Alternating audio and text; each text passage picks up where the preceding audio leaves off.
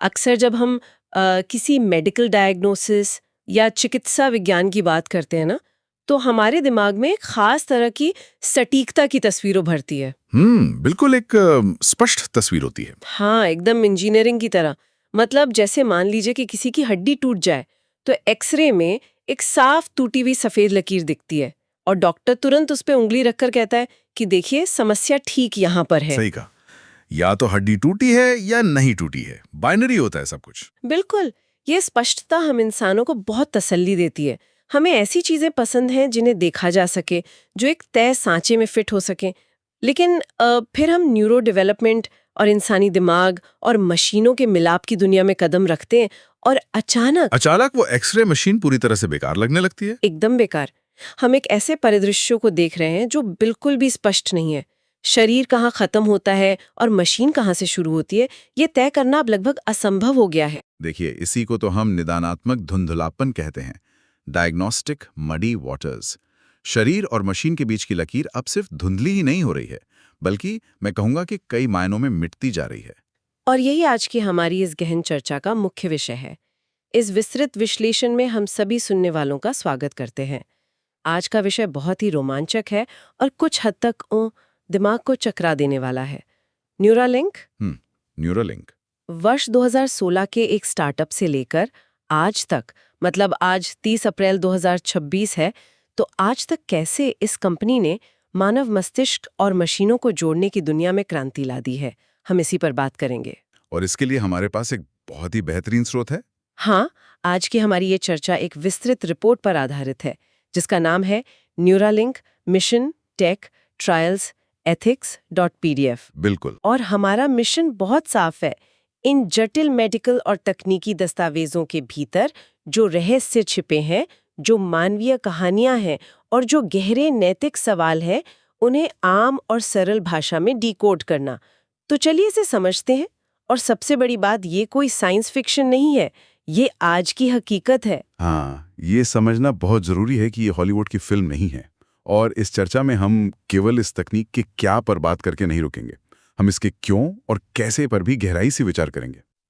हम समझेंगे कि कैसे ये तकनीक भारी मात्रा में मौजूद डिजिटल डेटा और हमारे धीमे जैविक शरीर के बीच की उस खाई को पाट रही है जो अब तक असंभव लगती थी। तो शुरुआत करते हैं इस पूरी कहानी की नींव से। साल 2016 रिपोर्ट के मुताबिक एलॉन मस्क ने 8 शीर्ष वैज्ञानिकों की एक ड्रीम टीम के साथ इसकी स्थापना की थी। हाँ, इसमें मैक्स होडॉक जैसे दिग्गज शामिल थे। किसी बीमारी का इलाज खोजना नहीं था, बल्कि एक बहुत ही वैचारिक समस्या पर था, जिसे उन्होंने इनपुट आउटपुट बॉटलनेक कहा। ये बॉटलनेक आखिर है क्या? देखिए, ये बॉटलनेक न्यूरालिंक के पूरे अस्तित्व का आधार है। अगर हम इसके पीछे के तर्क को समझें, तो इंसान डेटा तो बहुत तेजी से ग्रहण करता है। मतलब आंखों और कानों से? बिल्कुल। जब हम कुछ देखते या सुनते हैं, तो हमारा दिमाग गीगाबिट्स की स्पीड से जानकारी प्रोसेस कर रहा होता है। इनपुट बहुत तेज है, लेकिन जब हमें वही जानकारी वापस दुनिया को देनी होती है, मतलब आउटपुट देना होता है। हाँ, आउटपुट जैसे बोलना या टाइप करना, तो हमारी गति केवल 10 से 100 बिट्स प्रति सेकंड तक सीमित रह जाती है। बस 10 से 100 बिट्स? हाँ, हमारी उंगलियां और मुंह हमारे दिमाग की स्पीड का मुकाबला कर ही नहीं सकते। रुकिए, ये तो बहुत ही दिलचस्प बात है। तो ये कुछ वैसा ही है ना, जैसे मान लीजिए कि आपके पास दुनिया का सबसे तेज सुपर कंप्यूटर हो। हमारा दिमाग। हाँ, हमारा दिमाग। लेकिन आप उसे 90 के दशक के उस धीमे डायल अप मॉडेम के जरिए इस्तेमाल कर रहे हो, जो कि हमारे हाथ और मुंह है। एकदम सटीक तुलना है। दिमाग के अंदर विचारों की आंधी चल रही है, लेकिन बाहर सिर्फ एक एक बूंदी टपक रही है। और इसी बॉटलनेक को तोड़ने के लिए, यानी उस डायल अप मॉडेम को हटाकर सीधे दिमाग में फाइबर ऑप्टिक केबल लगाने के लिए उन्होंने N1 इम्प्लांट बनाया। मैंने रिपोर्ट में इस N1 इम्प्लांट के हार्डवेयर का विवरण पढ़ा, और सच कहूं तो ये किसी जादू से कम नहीं लगता। ये एक सिक्के के आकार का उपकरण है जो खोपड़ी में फिट हो जाता है। हाँ, त्वचा के ठीक नीचे। और इसमें 64 बहुत ही लचीले धागे होते हैं, जिन्हें थ्रेड्स कहते हैं जी, जिन पर कुल 1024 इलेक्ट्रोड लगे होते हैं। और ये धागे इंसान के बाल से भी 10 गुना पतले होते हैं। बिल्कुल, लगभग 4 से 6 माइक्रोमीटर। और ये वायरलेस तरीके से चार्ज होता है। लेकिन यहाँ मुझे एक बात खटक रही है। अच्छा, क्या बात खटक रही है? अगर ये धागे इतने बारीक हैं, इतने सूक्ष्म हैं कि बाल से भी पतले हैं, तो इन्हें दिमाग के अंदर लगाता कौन है?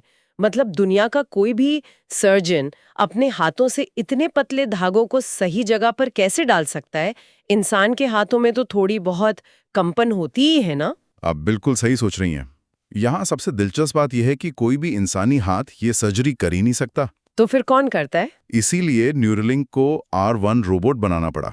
ये एक ऑटोमेटेड सर्जिकल रोबोट है और ये इतना तेज है कि सिर्फ 1.5 सेकंड में एक धागा डाल देता है। सिर्फ 1.5 सेकंड में? बाप रे! लेकिन दिमाग के अंदर तो रक्त वाहिकाओं का पूरा जाल होता है। क्या ये रोबोट उन नसों को नुकसान नहीं पहुंचाता? नहीं, ये रोबोट उन्नत सेंसर का उपयोग करके सूक्ष्म रक्त वाहिकाओं से बचते हुए धागे डालता है। पर इसमें एक और कमाल की चीज है, इन धागों का लचीलापन। लचीलापन? लेकिन दिमाग के अंदर सुई तो कठोर होनी चाहिए ना, ताकि वो टिक सके। नहीं, यहीं पर पुरानी तकनीक जैसे योटा एरे मार खा जाती थी। वो कठोर सिलिकॉन से बनी होती थी। हमारा दिमाग जेली की तरह होता है और धड़कन के साथ खोपड़ी में हिलता है। ओह अच्छा। जब दिमाग हिलता था तो वो कठोर सुइयां घाव कर देती थीं, जिसे ग्लियल स्कारिंग कहते हैं। जिससे इलेक्ट्रोड खराब हो जाते होंगे। बिल्कुल। न्यूरालिंक के धागे पॉलीमाइड से बने होते हैं। वे इतने लचीले हैं कि वो दिमाग की धड़कन के साथ हिलते हैं और नुकसान नहीं पहुंचाते। ये समझ में आ गया। तकनीक कैसे काम करती है ये तो साफ हो गया, लेकिन अब ये जानने का समय है कि असल जिंदगी में इसका क्या असर हो रहा है। हाँ, कागज पर तो चीजें अच्छी ही लगती हैं। स्रोत सामग्री बताती है कि 2026 की शुरुआत तक इस प्राइम स्टडी ट्रायल में 21 लोग शामिल हो चुके हैं, जिन्हें न्यूरोनॉट्स कहा जा रहा है। सही कहा, न्यूरोनॉट्स। और ये लोग 10 बिट्स प्रति सेकंड से ज्यादा की स्पीड से कंप्यूटर चला रहे हैं। मानवीय कहानियां तो और भी हैरान करने वाली हैं, जैसे नोलैंड आबो का मामला। हाँ, जनवरी 2024 में पहला इम्प्लांट उन्हीं को मिला था। वे लकवाग्रस्त थे, लेकिन इम्प्लांट के बाद उन्होंने केवल अपने विचारों से सिविलाइजेशन 6 गेम खेला। लेकिन रिपोर्ट में यह भी है कि नोलैंड के मामले में एक चुनौती आई थी। हाँ, सर्जरी के कुछ समय बाद थ्रेड रिट्रैक्शन की समस्या हुई। मतलब कुछ धागे अपनी जगह से खिसक गए थे। ओहो, तो सिग्नल कम हो गए होंगे। बिल्कुल, इलेक्ट्रोड ने सिग्नल पकड़ना बंद कर दिया। अब आमतौर पर किसी और कंपनी ने फिर से सर्जरी की सलाह दी होती। एक और ब्रेन सर्जरी? हाँ, लेकिन न्यूरालिंक ने ऐसा नहीं किया। इंजीनियरों ने बिना किसी नई सर्जरी के केवल डिकोडिंग एल्गोरिदम को अपडेट करके समस्या सुलझा ली। एक सेकंड रुकिए, मुझे ये बात थोड़ी अजीब लग रही है। अगर एक केबल टूट गई है या खिसक गई है तो सॉफ्टवेयर उसे कैसे ठीक कर सकता है? देखिए, दिमाग लगातार सिग्नल भेज रहा है।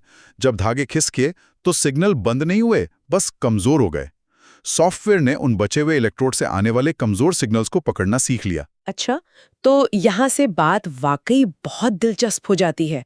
ये ऐसा है जैसे मान लीजिए किसी गिटार का एक तार टूट जाए, लेकिन आपका एम्पलीफायर या सॉफ्टवेयर खुद ब खुद बाकी तालों की आवाज को इस तरह एडजस्ट कर ले कि सुनने वाले को पता ही न चले कि कोई तार टूटा है। ये तुलना एकदम सटीक है।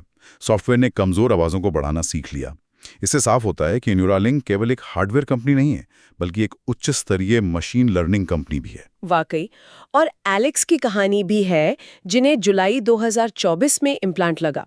उन्होंने तो कैड सॉफ्टवेयर पर 3D डिजाइनिंग तक की और रोबोटिक हाथ से खुद को खाना भी खिलाया, जिसे कॉन्वॉय स्टडी कहा गया। और ब्रेड का मामला, जो ALS के मरीज थे और बोल नहीं सकते थे, इस चिप के जरिए उन्होंने अपनी पुरानी आवाज के AI सिंथेसाइज वर्जन का उपयोग करके दोबारा बात की। ये लकवाग्रस्त लोगों की मदद करने से कहीं आगे की बात है। अब ये तकनीक उन चीजों की ओर बढ़ रही है जो इंसान ने खो दी हैं, जैसे दृष्टि और आवाज। हाँ, स्रोत में ब्लाइंड साइट का जिक्र है। ये तो आंखों और ऑप्टिक नर्व को पूरी तरह दरकिनार कर देता है। बिल्कुल, बाहरी कैमरे से सीधे मस्तिष्क के विजुअल कॉर्टेक्स में तस्वीरें भेजी जाती हैं। लेकिन रिपोर्ट ये भी कहती है कि शुरुआत में ये 8 बिट वीडियो गेम जैसा दिखेगा। तो इस सब का असल में क्या मतलब है? अगर ये 8 बिट ग्राफिक्स जैसा धुंधला है तो क्या लोग इसे अपनाएंगे? ये एक अच्छा सवाल है। मुझे तो ये वैसे ही लगता है जैसे वीडियो गेम्स की शुरुआत पोंग गेम के साधारण ग्राफिक्स से हुई थी और आज हम फोटो रियलिस्टिक वर्चुअल रियलिटी तक पहुंच गए। अगर हम इसे व्यापक दृष्टिकोण से जोड़कर देखें ना, तो आप बिल्कुल सही कह रही हैं। ऑप्टिक नर्व को बाईपास करना न्यूरोसाइंस के लिए एक बहुत बड़ी वैचारिक छलांग है। भविष्य में ये इंफ्रारेड या अल्ट्रावायलेट देखने की क्षमता भी दे सकता है। और इसके मानव परीक्षण तो जनवरी 2026 में शुरू हो ही रहे हैं। इसके अलावा स्पीच रेस्टोरेशन भी है, जिसे मई 2025 में FDA से ब्रेक थ्रू डिवाइस का दर्जा मिला। हाँ, इसमें चेहरे और मुंह की मांसपेशियों के इरादे को डिकोड करके उसे तरल आवाज में बदला जाता है। और 2026 का विजन तो और भी भविष्यवादी है। ड्यूरा पियर्सिंग रोबोट जो मस्तिष्क की ऊपरी परत को हटाए बिना धागे डाल सकेगा। और वो नया 3X इम्प्लांट जिसमें हजारों चैनल होंगे, जिससे टेलीकिनेसिस संभव हो सकेगा। ओह, लेकिन इस दौड़ में न्यूरल लिंक अकेला तो नहीं है ना? बिल्कुल नहीं, दुनिया भर में और भी कंपनियां हैं। रिपोर्ट में सिंक्रोन का जिक्र है जो बिना सिर खोले गले की जुगुलर नस के जरिए स्टेंट रोड डालता है, पर इसमें केवल 16 इलेक्ट्रोड्स हैं। इसके अलावा ब्लैक रॉक का यूटा एरे है और पैराड्रोमिक्स है जो उच्च बैंडविड्थ आवाज पर काम कर रहा है। तो जब सिंक्रोन जैसी कंपनी बिना सिर खोले सुरक्षित तरीके से नस के जरिए चिप लगा सकती है, तो कोई ओपन ब्रेन सर्जरी यानी न्यूरल लिंक क्यों चुनेगा? ये सर्जिकल जोखिम का सवाल है। ये मुझे इंटरनेट कनेक्शन चुनने जैसा लगता है। मतलब एक सुरक्षित लेकिन धीमी रेडियो एंटीना जो सिंक्रोन है, और दूसरी तरफ थोड़ी जटिल लेकिन super fast fibre optic cable जो न्यूरालिंक है। ये बहुत ही सटीक ट्रेड ऑफ है। 16 इलेक्ट्रोड से आप सिर्फ क्लिक कर सकते हैं, लेकिन अगर एलेक्स की तरह 3D डिजाइनिंग करनी है तो न्यूरालिंक जैसी बैंडविड्थ चाहिए। और अगर हम भारत के संदर्भ की बात करें तो अप्रैल 2026 की ताज़ा स्थिति बहुत उत्साहजनक है। भारत के CDSCO ने इसी महीने एक नया पूर्व सूचना तंत्र लागू किया है। हाँ, जिससे मेडिकल डिवाइस टेस्टिंग में 90 दिन तक की बचत होगी। और भारत में IIT कानपुर में रोबोटिक एक्सोस्केलेटन और न्यूफोनी जैसे EEG हेडसेट पर नवाचार हो रहे हैं। ये तकनीक भारत की एक बड़ी आबादी के लिए वरदान साबित हो सकती है। बिल्कुल, लेकिन इतनी तेज तरक्की के साथ कुछ बहुत ही गंभीर और चिंताजनक सवाल भी आते हैं। हाँ, और यहाँ एक बहुत महत्वपूर्ण बात श्रोताओं को बताना जरूरी है। इस रिपोर्ट में नैतिकता और प्राइवेसी को लेकर जो भी बातें कही गई हैं, हम उन्हें पूरी तरह निष्पक्ष रूप से आपके सामने रख रहे हैं। बिल्कुल, हमारा काम सिर्फ तथ्यों का विश्लेषण करना है। हम किसी भी राजनीतिक या विवादित दृष्टिकोण का समर्थन नहीं करते। एकदम सही। तो रिपोर्ट के मुताबिक पशु कल्याण को लेकर कुछ चिंताएं थीं। 2018 से 2022 के बीच लगभग 1500 जानवरों को परीक्षण के दौरान इच्छा मृत्यु दी गई। हाँ, और प्रेशर कुकर वाले माहौल और बायोग्लू की जटिलताओं के आरोप लगे। हालांकि न्यूरोलिंक ने जानवरों के साथ दुर्व्यवहार से साफ इनकार किया है और 2023 के अंत में USDA ने उन्हें क्लिनिकल जांच में बड़ी खामियों से मुक्त भी कर दिया था। लेकिन निगरानी बोर्ड में हितों के टकराव की बातें रिपोर्ट में दर्ज हैं, जिन्हें नजरअंदाज नहीं किया जा सकता। और डेटा प्राइवेसी का मुद्दा तो और भी डरावना है। 2024 में कैलिफोर्निया और कोलोराडो ने न्यूरल डेटा की निजता के लिए पहले कानून बनाए। खतरा सिर्फ डेटा चोरी का नहीं है। रिपोर्ट में ब्रेन कंट्रोल वेपनरी और बिना इजाजत विचारों को पढ़ने की बात है। बिना इजाजत विचारों को पढ़ना, अगर निष्पक्ष रूप से भी देखें तो ये गंभीरता रोजमर्रा की जिंदगी से जुड़ी है। आज हमारे फोन ये जानते हैं कि हम क्या खरीदते हैं। हाँ। लेकिन ये तकनीक संभावित रूप से ये जान सकती है कि हमने क्या खरीदने का विचार किया था लेकिन अंत में नहीं खरीदा। इससे एक महत्वपूर्ण सवाल खड़ा होता है, कॉग्निटिव लिबर्टी या संज्ञानात्मक स्वतंत्रता का और इन्फॉर्म्ड कंसेंट का क्या मतलब रह जाता है। क्योंकि ये उपकरण सिर्फ दिमाग पढ़ नहीं सकता बल्कि उसे उत्तेजित भी कर सकता है ना। बिल्कुल, ये एक दो तरफा रास्ता है। तो अगर हम इस पूरी चर्चा को समेटें तो हम देखते हैं कि न्यूरालिंक एक प्रयोगात्मक स्टार्टअप से हाई वॉल्यूम प्रोडक्शन तक पहुंच गया है। 2026 में हजारों इम्प्लांट का लक्ष्य है। ये मेडिकल साइंस को हमेशा के लिए बदल सकता है। और सुनने वालों के लिए ये जानना इसलिए जरूरी है क्योंकि ये तकनीक भविष्य का सपना नहीं है बल्कि बहुत जल्द हमारे सामान्य स्वास्थ्य सेवा तंत्र का हिस्सा बनने वाली है। एकदम सही। चर्चा को समाप्त करते हुए मैं एक ऐसा गहरा सवाल छोड़ना चाहती हूँ जिस पर रिपोर्ट में सीधे तौर पर बात नहीं हुई है। कौन सा सवाल? हम सभी को इस बात पर विचार करना चाहिए कि जब हम मानव AI सहजीवन के उस दौर में पहुंचेंगे जहां हमारे विचार सीधे क्लाउड से जुड़े होंगे, तो हमारा जैविक स्व कहाँ खत्म होगा और एक डिजिटल एल्गोरिथम कहाँ से शुरू होगा। अगर आपकी चिप आपको एक बेहतरीन आइडिया देती है तो वो आइडिया असल में किसका है? आपका अपना है या उस आर्टिफिशियल इंटेलिजेंस का? बिल्कुल, यह एक ऐसा सवाल है जो आने वाले समय में हमें और भी सोचने पर मजबूर करेगा। इसी विचारोत्तेजक प्रश्न के साथ हम आज की इस गहन चर्चा का सम्मान के साथ समापन करते हैं।